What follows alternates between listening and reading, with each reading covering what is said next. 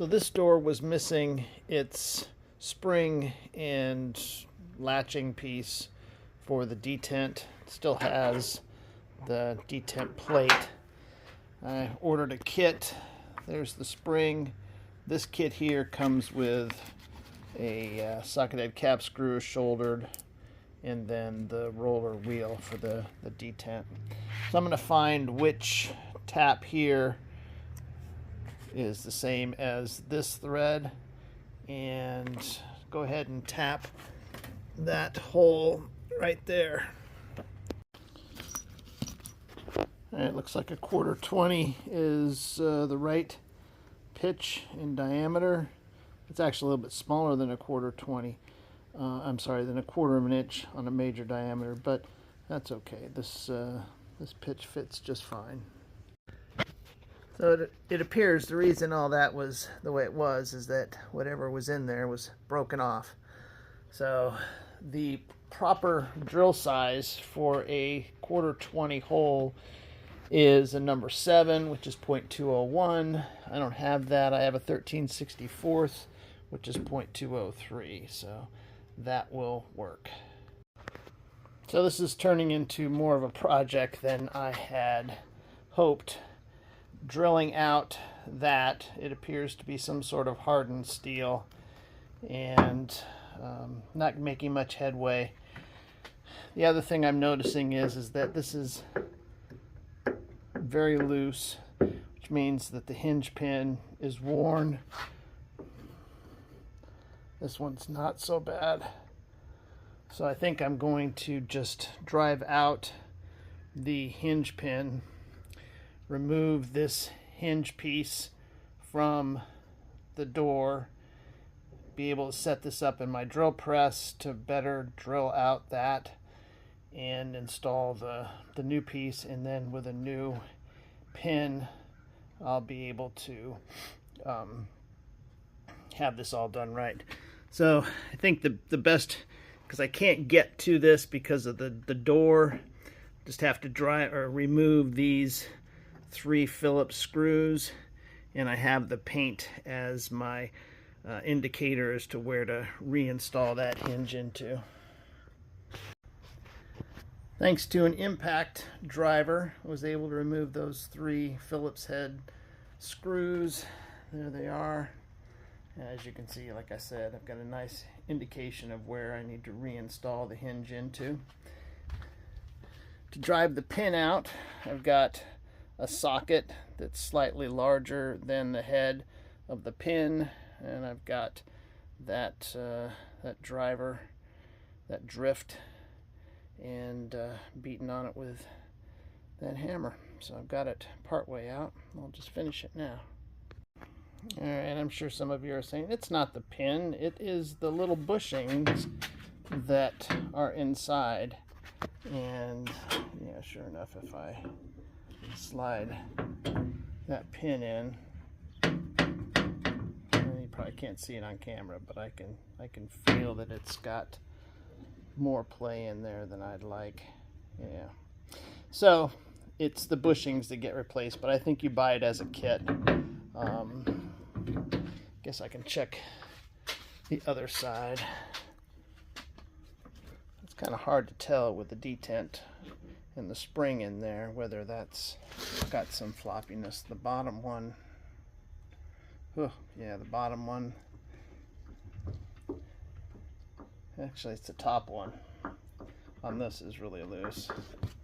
And double check this one. Yeah, it looks like I'm replacing them all while I've got the doors off the car. So I'll just buy the sets to do all of them and go from there. But now back to drilling the hole out. Now that I've got this piece free, I can continue drilling that on the drill press. So I started with this, and that seemed to have gotten me going pretty well. And then I went up to, not all the way up to the 13/64, but I think it was like 7/64. And then this is 13/64, and drilled it out, as you can see, probably a good 3/4 of an inch. And then now I'm back with the tap here, the 1/4 tap, lubricating with WD-40, and we'll tap till it bottoms out. I've given up on the other one between the hardened steel pin that held this detent wheel on, and I couldn't tap it. I broke a tap. That was stuck. It was just a mess. Buying a new hinge assembly from Ames. I'm also buying the bushing pin set to tighten up all of these loose hinges, but that means I have to get them off the car, because I got to have them off in order to press the pin out. And this one, in order to do that, I need to remove this spring. I have this tool that is supposed to go in, but unfortunately it's scaring me how close it's getting to the painted surfaces. I guess I'll mask it, put a towel over it, something to try to protect it, as I use this tool to compress the spring and remove it out of the detent position there. All right, that came out well. I just had to tap the tool to get full engagement over the springs. I didn't try to go all the way to the outer edge, and the towel did its job. No marks there, so that rounded did not ding anything. All right, so that allows me now to get to these with the impact driver, get them out. Both these hinges, there was one screw, fortunately only one, that just refused to budge at first. So I ended up rotating the whole hinge around the locked in, and this one just left a little mark. This one here I had to rotate further, so it left a bigger mark. We'll need some touch up there. So I'll go doing the same thing on the last hinge on the passenger door.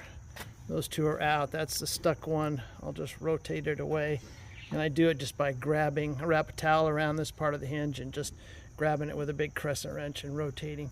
Fortunately, the way I got to go is loosening direction, so blessed for that. I drove the pin out. This socket here was large enough that the pin here would go down. There we go, would go down. So that allowed me to punch it out using this drift.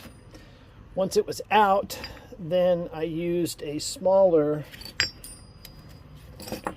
drift. Whoa, yeah, this guy. Smaller drift to go in and press the two bushings out, and they are here.